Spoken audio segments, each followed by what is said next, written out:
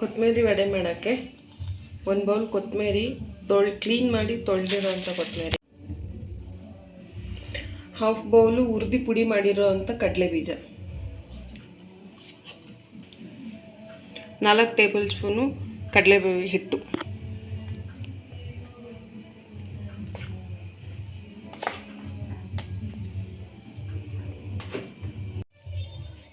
ಎರಡು table spoon ಅಕ್ಕಿ ಹಿಟ್ಟು,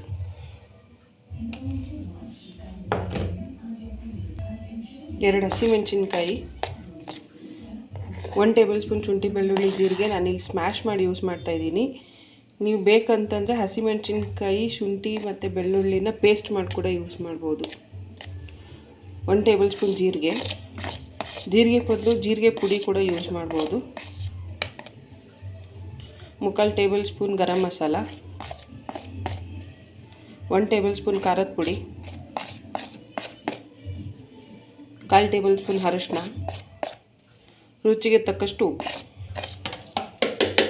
ಒಂದು ಸ್ವಲ್ಪ ಓಂಕಾಳು ಕೈಯಲ್ಲಿ ಸ್ವಲ್ಪ ಸ್ಮ್ಯಾಶ್ ಮಾಡಿ ಹಾಕಿ,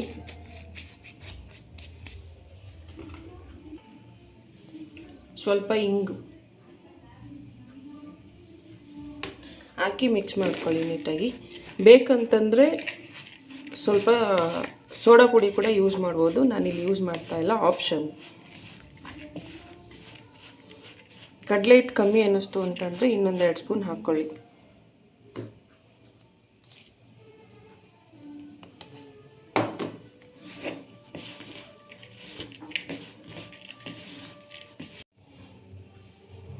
ಸ್ವಲ್ಪನೇ ನೀರು ಹಾಕಿ ನೋಡ್ಕೊಂಡು ನೀಟಾಗಿ ವಡೆ ಅದಕ್ಕೆ ಕಲಿಸ್ಕೊಳ್ಳಿ.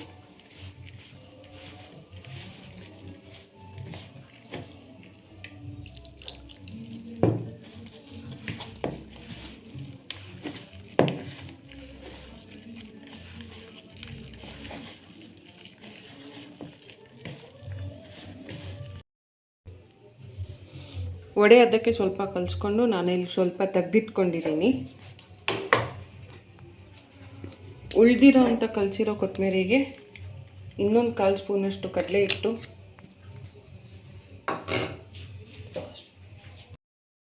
ಇನ್ನೊಂದು ಸ್ವಲ್ಪ ಕಡಲೆ ಹಿಟ್ಟು ಹಾಕಿ ಇಷ್ಟು ಅದಕ್ಕೆ ಮಿಕ್ಸ್ ಮಾಡ್ಕೊಳ್ಳಿ. ಹಿಟ್ಟನ್ನ ಜಾಸ್ತಿ ತೆಳ್ಳಗೂ ಬೇಡ, ಜಾಸ್ತಿ ಗಟ್ಟಿಗೂ ಬೇಡ.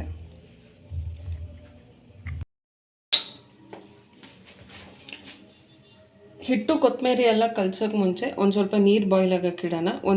ಒಂದು ಗ್ಲಾಸಷ್ಟು ನೀರನ್ನ ಕುದಿಯೋಕೆ ಇಡಿ. ನೀರು ಕುದಿಯೋ ಅಷ್ಟೊತ್ತಿಗೆ ಒಂದು ಪಾತ್ರೆಗೆ ನೀಟಾಗಿ ಎಣ್ಣೆ, ಬೇಕಂದರೆ ತುಪ್ಪ ಕೂಡ ಯೂಸ್ ಮಾಡ್ಬೋದು, ನೀಟಾಗಿ ಅಪ್ಲೈ ಮಾಡಿ.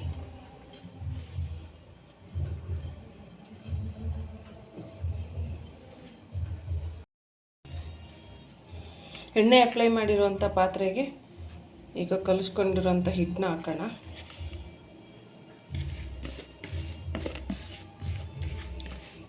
ಇಲ್ಲಿ ನಿಮ್ಗೇನಾದರೂ ತುಂಬ ಗಟ್ಟಿ ಇದೆ ಹಿಟ್ಟು ಅಂತ ಅನಿಸಿದ್ರೆ ಇನ್ನೊಂದು ಸ್ವಲ್ಪ ಬೇಕಾದರೆ ನೀರು ಅಪ್ಲೈ ಮಾಡ್ಬೋದು. ಚೂರು ಬಬಲ್ ಬರ್ದಂಗೆ ನೀಟಾಗಿ ಶೇಕ್ ಮಾಡಿ.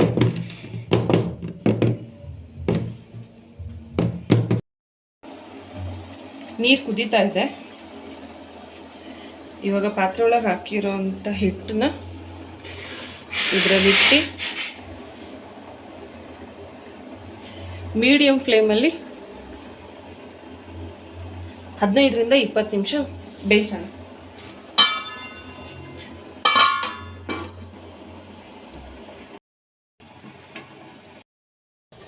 ಈ ಕಡೆ 15 ನಿಮಿಷ ಇಟ್ಟು ಬೇಯೋ ಅಷ್ಟೊತ್ತಿಗೆ ಇಲ್ಲೊಂದು ಸ್ವಲ್ಪ ಎಣ್ಣೆ ಕಾಯಕ್ಕೆ ಇಟ್ಟಿದ್ದೀನಿ. ಎಣ್ಣೆ ಕಾಯೋ ಅಷ್ಟೊತ್ತಿಗೆ ಆವಾಗಲೇ ತೆಗೆದಿಟ್ಕೊಂಡಿದ್ದಂಥ ವಡೆ ಅದಕ್ಕೆ ಕಲಸಿರೋಂಥ ಹಿಟ್ಟನ್ನ ತೆಗೆದಿಟ್ಕೊಂಡಿದ್ದೀವಲ್ಲ, ಅದನ್ನು ನಿಮ್ಗೆ ಎಷ್ಟು ಇದರಲ್ಲಿ ಬೇಕೋ ಅಷ್ಟರಲ್ಲಿ ವಡೆ ಶೇಪಿಗೆ ರೆಡಿ ಮಾಡ್ಕೊಳ್ಳಿ.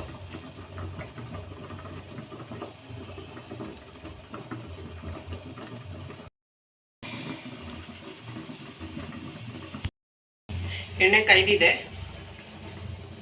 ಈಗ ವಡೆ ಹಾಕೋಣ. ಉರಿ ಕಮ್ಮಿ ಇಟ್ಕೊಂಡು ನಿಧಾನಕ್ಕೆ ನೋಡಿಕೊಂಡು ಹಾಕಿ.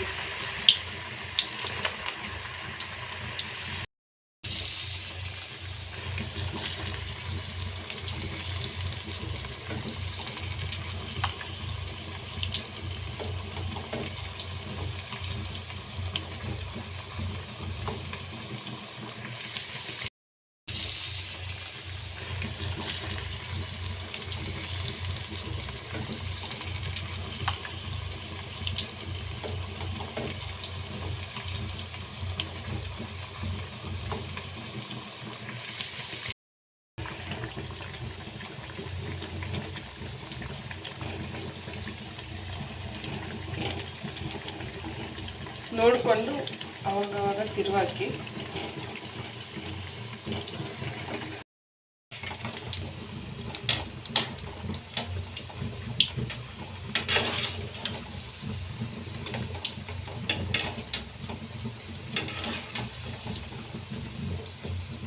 ಗೋಲ್ಡನ್ ಬ್ರೌನ್ ಆಗಿದೆ.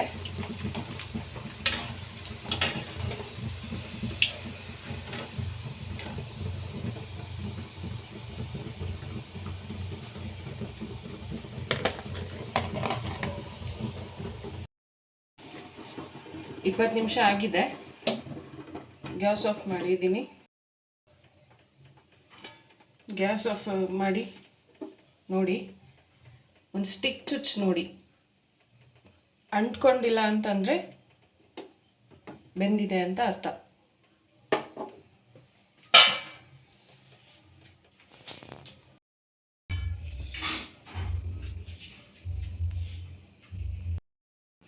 ತಣ್ಣಗಾಗಿದೆ ಇದು.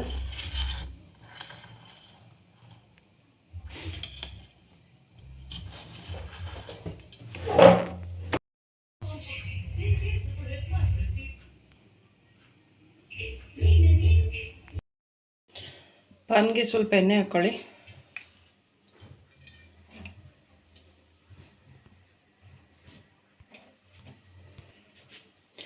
ಬೇಯಿಸಿ ತೆಗ್ದಿರೋಂಥ ವಡೆ ಹಾಗೆ ಬೇಕಾದರೂ ಯೂಸ್ ಮಾಡ್ಬೋದು. ಇಲ್ಲ ನಮಗೆ ಹಂಗೆ ತಿನ್ನೋಕ್ಕಾಗಲ್ಲ ಅಂತಂದರೆ ಪಾನಿಗೆ ಸ್ವಲ್ಪ ಎಣ್ಣೆ ಹಾಕ್ಕೊಂಡು ಲೈಟಾಗಿ ಈ ಥರ ಫ್ರೈ ಕೂಡ ಮಾಡ್ಕೊಬೋದು, ಗೋಲ್ಡನ್ ಬ್ರೌನಲ್ಲಿ.